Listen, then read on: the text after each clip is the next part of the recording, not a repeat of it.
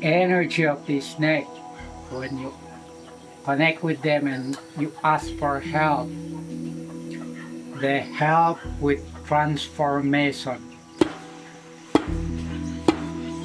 They help you change any characteristics, behaviors that don't serve you.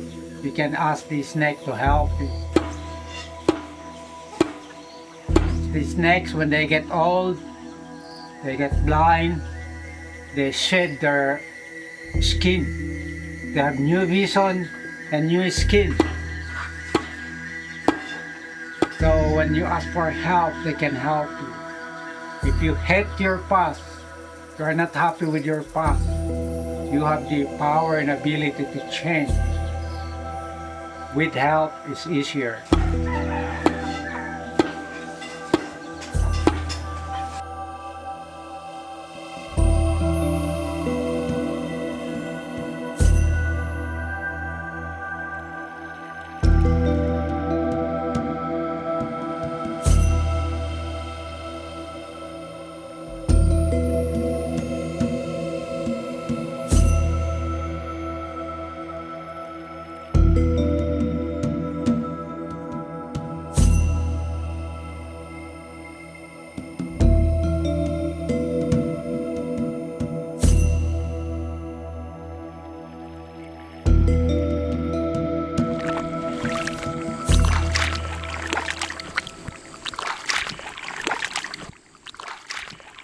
I believe that I need to take care of this Mamerto Lagitan, physically, emotionally, and spiritually. Lagitan has to be happy. When my body is healthy, I have what I need, and then I share to those who ask. I'm happy when I do that, when I share what I have, either materially, knowledge-wise. So right now, I'm happy because somebody's asking questions and listening. Without that individual conviction, it's a challenge to convince the community to do what is needed to be done. If each individual is well informed, then you don't even have to campaign. Maybe just make an announcement. Oh, there's an eroded portion of the irrigation canal that needs repair. You just schedule the time, then everybody will come. Yan ang dati na practice na nangyayari. But like I said, it's the way of life before. Yan lang ang employment nila. They need to listen to the people that they are supposed to help. They say, this is what you need, people, without consulting what the people need. This is what you need because we are expert. If it is not what the people need, it will just be a useless effort and useless resources.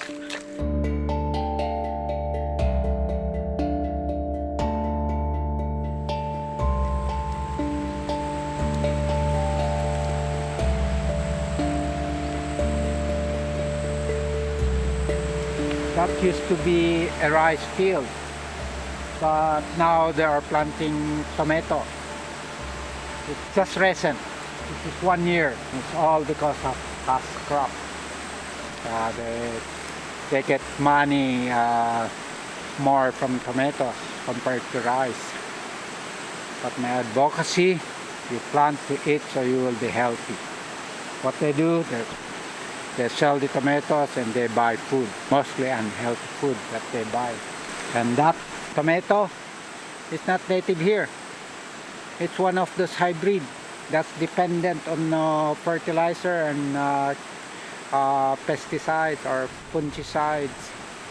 So it's capital intensive. And if you think about the amount of energy that you get less from this. Even a slow growing tomato that's native here. It's slow growing, but it's very potent.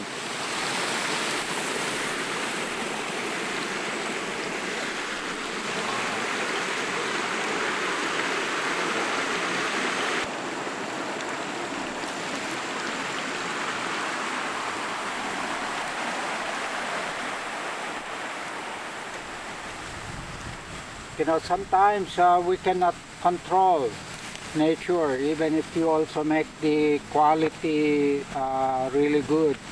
But when nature moves, it's human cannot control.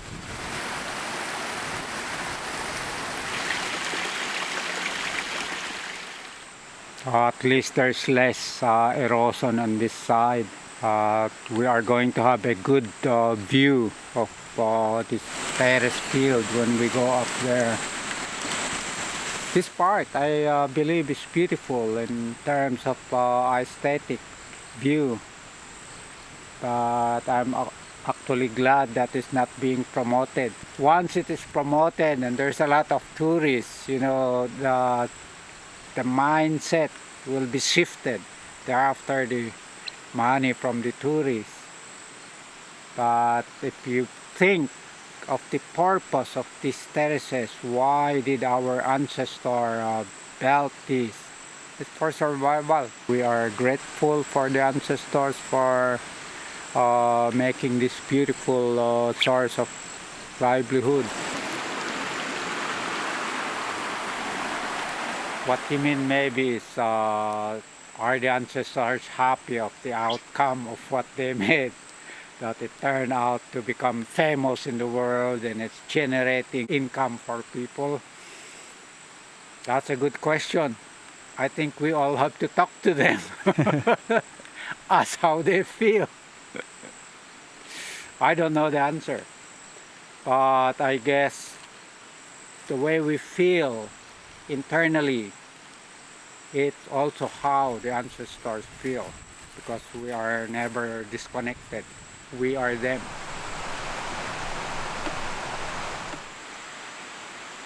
Songla, it's a very sacred plant in Ifugao. During burial of murdered people, almost everybody wear a leaf of this. It can be chewed, but they boil and drink as tea. It's good for the digestive system.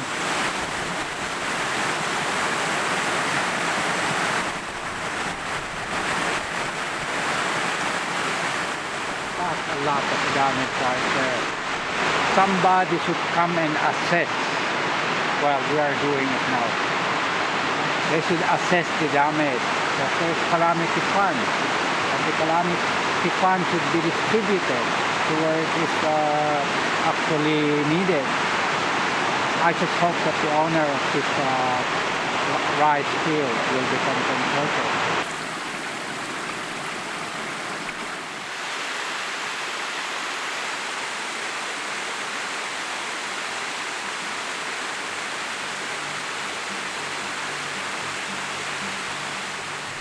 There's a lot of damage. Let's walk right into the middle of the damage and maybe talk to the land, talk to the typhoon, the water and the wind, why this happened. There has to be something good, maybe a lesson that we need to learn. Not that we like it to happen because there's something good, but what can we do? We have to find a way to transform or turn something that makes us sad into something that's beneficial, or else we'll stay sad. Which is, you know, it's a feeling. We need to feel all kinds of emotions.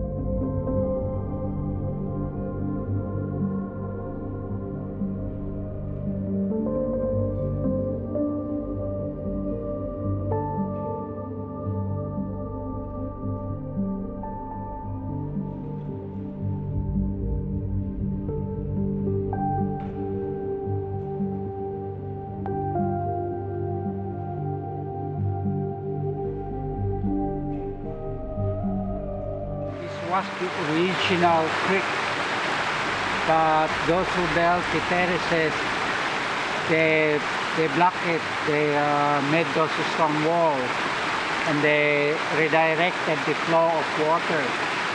So when this erosion happened, it just naturally followed the original creek. But I'm impressed with this stone wall right there. It's still standing. It's just impressive. If you look at all the soil that dropped down by the water, part of the original stone wall are still standing. I am very impressed with our ancestors' ingenuity. I will call this nature's reclamation work. I don't know, maybe those who built this did not complete something that's supposed to be done for nature, and that's why nature came back and reclaimed what's original. I don't know, it's just a thought.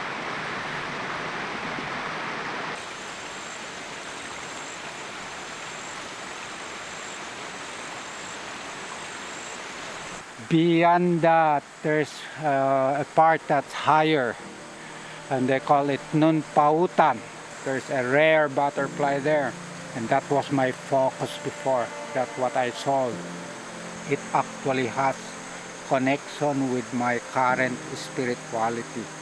I went to this group. There were 25 of us, and the psychic reader, you know, she will channel messages from the ancestors. She will be describing a spirit, and all of a sudden said, I see a forest, and something stirred inside me. I know that that was me, but I was just silent there. And then she said, I see a butterfly, and she described the butterfly exactly the papilio chikai. She was walking toward me, and she said, I'm seeing a spirit that looks like you. So I said, what's the work? She said, you know, the work that he was talking about is what I'm doing right now. So upon months, years of meditation, I decided to come here to do this restoration project, including restoring our vanishing culture, including the Baki, reconnecting with the original Baki, and acting as an ambassador of peace to connect cultures. Only spiritual people will believe or respect it. Those with different religious belief, they might think I'm just making it up. But that's part of my life that I consider sacred.